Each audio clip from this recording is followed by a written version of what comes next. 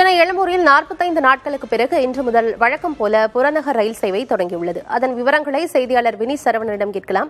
வினீத் சரவணன், புறநகர் ரயில் சேவை குறைந்த அளவில் குறைக்கப்பட்ட போது பயணிகள் பெரும் பாதிப்படைஞ்சிருந்தாங்க. இப்போ வழக்கம் போல புறநகர் ரயில் சேவை தொடங்கி இருக்குன்னு சொல்லியிருக்காங்க. பழைய எண்ணிக்கையிலான ரயில் சேவை இன்று முதல் தொடங்கப்பட்டிருக்கா?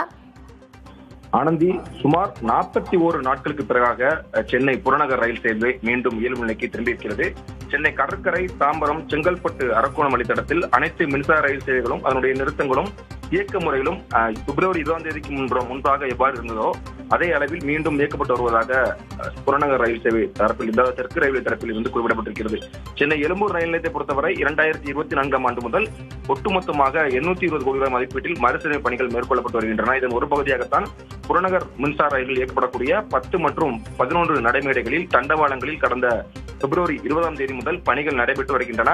அதாவது ஏப்ரல் 5 வரை இந்த பணிகள் நடைபெறும். அதனும் ஒரு பகுதியாகத்தான் தினசரியாக இயக்கப்படக்கூடிய 204 சர்வீஸ்கள் பகுதி அளவில் குறைக்கப்பட்டிருந்தது. ஒட்டுமொத்தமாக 89 ரயில் சர்வீஸ் மட்டுமே இயக்கப்பட்டுள்ள நிலையில் அதனுடைய பணிகள் முழுமையாக நிறைவேற்றதன் அடிப்படையில் 2 நாட்களுக்கு முன்பாகவே மீண்டும் பழைய நிலைக்கு ரயில்கள் இயக்கப்படும் என்று தெற்கு ரயில்வே தரப்பிலிருந்து அதிகாரப்பூர்வமாக அறிவிக்கப்பட்ட நிலையில் இன்று காலை முதல் மீண்டும் புறநகர் ரயில் சேவைகள் இயக்கப்பட்டு வருகின்றன. இதனால் பள்ளி கல்லூரிகளில் செல்லக்கூடிய மாணவர்கள், வேலைக்கு செல்வோர் என லட்சக்கணக்கானோர் தொடர்ந்து நிம்மதி அடைந்திருக்கிறார்கள். குறிப்பாக புறநகர் ரயில் சேவை பொறுத்தவரை தினசரியாக 5 முதல் 7 லட்சம் பேர் இந்த புறநகர் ரயில் சேவை பயன்படுத்துவார்கள்.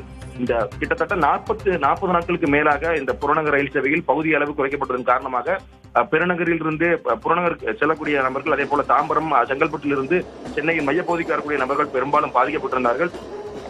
ஒருபுறம் இருந்தாலும் மாநகர சார்பாக கூடுதல் பேருந்துகள் இயக்கப்பட்டாலும் அது பலனளிக்கவில்லை. அந்த வகையில் 41 நாட்களுக்கு பிறகு புறநகர் ரயில் சேவை மீண்டும் பொதுமக்களுடைய இயல்பு நிலைக்கு திரும்பி இருக்கிறது.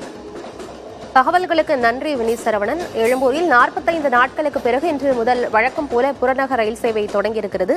இது குறித்து பயணிகள் தெரிவித்த கருத்துக்களை பார்க்கலாம். இப்போ ரீசெண்டா சம்திங் இங்க ஆல்டர் பண்ணணும்னு சொல்லி பிளாட்ஃபார்ம்லாம் மாத்தினாங்க. ரொம்ப கஷ்டமா இருந்துச்சு. 1 month 2 months நார்மலா டெய்லி ரெகுலரா டிராவல் பண்றவங்களுக்கு, ஒர்க் போறவங்களுக்குலாம் சுத்தமா அப்படியே தொங்கிட்டு போற அளவுக்கு, ஆல்மோஸ்ட் ஈவன் லேடிஸ் கம்பார்ட்மெண்ட்லாம் கூட ஃபுட்பாத்ல டிராவல் பண்ற அளவுக்கு இருந்துச்சு. But okay, end of the day almost முடிஞ்ச அளவுக்கு சீக்கிரமா ரயில்வே வந்து ரொம்ப சீக்கிரமா பில்ட் பண்ணாங்க. திரும்ப பிளாட்ஃபார்ம் 11 and 12 ஓப்பன் பண்ணி எங்களுக்கு கொஞ்சம் யூஸ்ஃபுல்லா இருக்கு. நார்மலா ஆஃபீஸ் போறவங்க, வரவங்க, ரெகுலர் யூஸ் பண்றவங்களுக்கு ரொம்ப டிஃபிகல்ட்டா இருந்துச்சு. 24/7 ட்ரெயின் ரொம்ப கூட்டமாவே இருந்தது. பட் டுடே தான், இன்னைக்கு தான் ஐ திங்க் ஓப்பன் பண்ணியிருக்காங்க. நைஸ். சைதாப்பேட்டில் இருக்கேன். ஆக்சுவலி எக்மோரில் எனக்கு வந்து ஆஃபீஸ். ஒரு பாஸ்ட் 45 டேஸாகவே இப்படி தான் இருக்குது. 10 to 11 பிளாட்ஃபார்ம் வந்து ஒர்க் போகிறதால இங்கே ட்ரெயின் எதுவும் நார்மலாக இல்லை.